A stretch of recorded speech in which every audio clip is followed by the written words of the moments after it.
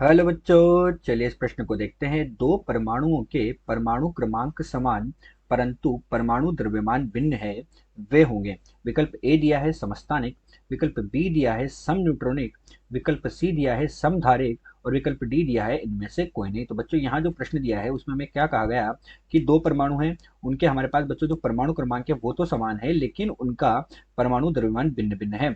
तो वो परमाणु कौन से होंगे? तो चलिए बच्चों सर्वप्रथम हम क्या देखते हैं, मुख्य अवधारणा। तो बच्चों इसमें हम क्या देखते हैं कि एक ही तत्व के वे परमाणु, एक ही तत्व के वे परमाणु, एक ही तत्व के वे परमाणु जिनके परमाणु क्रमांक समान हो, जिनके परमाणु क्रमांक, परमाणु क्रमांक क्या होता है बच्चों? जेड होता है, जिसे हम जेड से दर्शाते हैं। तो जिनके परमाणु क्रमांक जेड जो होते हैं वो समान हो तथा परमाणु द्रव्यमान भिन्न भिन्न हो, तथा परमाणु द्रव्यमान, परमाणु द्रव्यमान भिन्न भिन्न हो, भिन्न भिन्न हो, ऐसे परमाणु बच्चों क्या कहलाते हैं? हमारे पास समस्थानिक कहलाते हैं, समस्थानिक कहलाते हैं।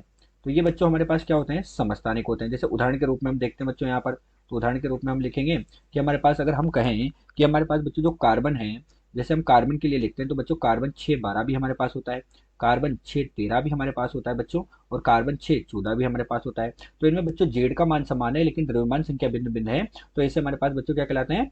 हमारे पास जो ऐसे परमाणु होते हैं वो हमारे पास जो होते हैं वो समस्थानिक कहलाते हैं। तो बच्चों अब हम इस प्रश्न को हल करते हैं। तो बच्चों हम देख रहे हैं यहाँ पर प्रश्न का हल। तो बच्चों प्रश्न के हल में हम क्या देखते हैं कि हमारे पास जैसे कोई नाभिक है, ये नाभिक है हमारे पास एक्स, जेड और ए। जेड जहां पर हमारे पास बच्चों परमाणु क्रमांक है, तो जेड तो हो गया बच्चों हमारे पास परमाणु क्रमांक, और ए हमारे पास बच्चों क्या है यहाँ पर? द्रव्यमान संख्या। तो ए हमारे पास परमाणु द्रव्यमान संख्या हो गई। तो ए हो गई हमारे पास परमाणु द्रव्यमान संख्या। अब यहाँ पर बच्चों हमारे पास क्या है? जेड तो समान है, तो जेड अर्थात परमाणु क्रमांक का मान तो समान है और ए भिन्न है। तो जेड हमारे पास क्या है बच्चों? प्रश्न के अनुसार जेड तो हमारे पास समान है तथा द्रव्यमान संख्या ए भिन्न भिन्न है। तो बच्चों हम मुख्य अवधारणा के आधार पर कह सकते हैं कि ऐसे पदार्थ जो होते हैं ना, ऐसे ऐसे परमाणु जो होते हैं वो हमारे पास क्या होते हैं बच्चों? संभारिक समस्थानिक कहलाते हैं। क्या कहलाते हैं बच्चों? समस्थानिक कहलाते हैं। तो हम यहाँ पर क्या लिखेंगे बच्चों? मुख्य उदाहरण के आधार पर हम कह सकते हैं कि जो जिनके लिए जेड समान हो ए भिन्न भिन्न है, ऐसे परमाणु, ऐसे परमाणु समस्थानिक कहलाते हैं। तो ऐसे परमाणु समस्थानिक होते हैं या समस्थानिक कहलाते हैं। तो ये हमारे पास क्या हो गया बच्चों? इसका उत्तर हो गया कि समस्थानिक होते हैं। अतः दिया गया जो प्रश्न है इसमें हम कह सकते हैं कि विकल्प ए समस्थानिक सही है। आशा करते हैं दिया हुआ प्रश्न आपको समझ आया होगा। धन्यवाद।